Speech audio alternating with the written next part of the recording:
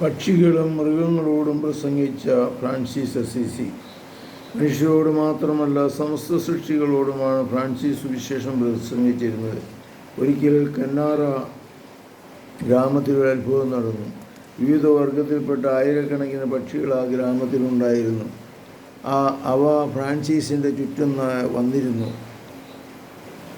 അവയോട് ദൈവസ്നേഹത്തെക്കുറിച്ചും ദൈവം അവയോട് കാണിക്കുന്ന കാരുണ്യത്തെക്കുറിച്ചും അനുഗ്രഹത്തെക്കുറിച്ചും അദ്ദേഹം പ്രസംഗിച്ചു. ഫ്രാൻസിസ് പറയുന്നത് മുഴുവൻ മനസ്സിലാകുന്നു എന്ന മട്ടിലായിരുന്നു അവയുടെ പെരുമാറ്റം. മത്സ്യങ്ങളും ചെമ്മരിയാടുകളും കാട്ടുമൃഗങ്ങളും എന്തിനേറെ മരങ്ങളും അഗ്നിയും ദൈവസൃഷ്ടികളുമെല്ലാം നമ്മുടെ സഹോദരന്മാരാണ് എന്ന വിശ്വാസമാണ് അദ്ദേഹം പുലർത്തിയിരുന്നത്. അവയെല്ലാം അദ്ദേഹത്തെ കേൾക്കാനും അനുസരിക്കാനും തയ്യാറായി. ഒരിക്കൽ അപ്പാനയിൽ താഴ്വരയിലൂടെ യാത്ര ചെയ്യുമ്പോൾ ജനക്കൂട്ടം ഫ്രാൻസിസിനോട് അതുവഴി പോകരുതെന്ന് അപേക്ഷിച്ചു. നരഭോജിയായ ഒരു ചെന്നായി എവിടെ ആളുകളെ ഉപദ്രവിക്കുന്നു എന്നതായിരുന്നു കാരണം. എല്ലാം കേട്ട് ഫ്രാൻസിസ്, ഞാൻ ചെന്ന് ചെന്നായി സഹോദരനെ ഉപദേശിച്ച് കൂട്ടിക്കൊണ്ടുവരാം എന്ന് പറഞ്ഞ് ആ വഴി തന്നെ യാത്രയായി.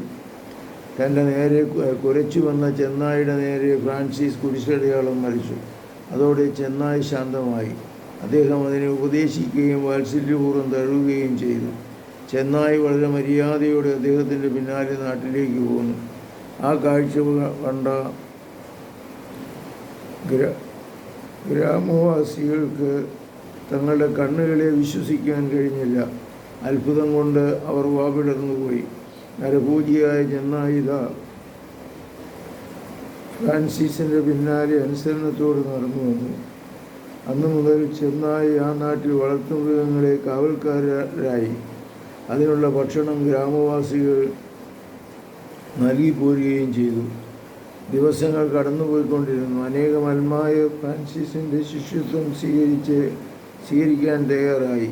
അദ്ദേഹം പ്രവർത്തിക്കുന്ന അത്ഭുതങ്ങളും അദ്ദേഹത്തിൻ്റെ പ്രസംഗവും പ്രവൃത്തികളുമെല്ലാമായിരുന്നു അതിന് കാരണം. അൽമായർക്കായി ഫ്രാൻസിസ് ഒരു സഭ രൂപീകരിക്കുകയും കർദിനാൾ ഉഗോളിനിയുടെ സഹായത്തോടെ അതിന് നിയമാവലി തയ്യാറാക്കുകയും ചെയ്തു. ഈ സഭ മൂന്നാം സഭ എന്നറിയപ്പെടുന്നു.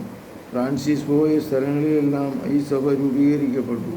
ധനവാന്മാർ സമ്പത്ത് ത്യജിക്കുന്നതിനും ദാനം ചെയ്യുന്നതിനും അവരെ സഹായിക്കുന്നതിനും തയ്യാറായി. Vincent Paul, Don Bosco, Michelangelo, Dante, Christopher Columbus തുടങ്ങിയവർ മൂന്നാം സഭയിലെ അംഗങ്ങളായിരുന്നു. കർത്താവേ, ഫ്രാൻസിസ് പക്ഷികളോടും മൃഗങ്ങളോടും പ്രസംഗിച്ചതുപോലെ ഞങ്ങളുടെ പ്രവൃത്തികളും കണ്ട് മറ്റുള്ളവരെ സഹായിക്കാൻ, പക്ഷിമൃഗാദികളോട് സ്നേഹം കാണിക്കാൻ ഞങ്ങൾക്ക് കൃപയരുളണമേ. ഫ്രാൻസിസിൻ്റെ ത്യാഗവും അനുസരണയും എല്ലാം കർത്താവേ, അതിൻ്റെ ഒരു അംശമെങ്കിലും ഞങ്ങൾക്ക് നൽകണമേ. പരിശുദ്ധ പരമദിവ്യകാരുണ്യത്തിന് നേരവും ആരാധനയും സ്തുതിയും പുകഴ്ചയും ഉണ്ടായിരിക്കട്ടെ. യേശു മിശിഹായ്ക്കും സ്തുതിയായിരിക്കും.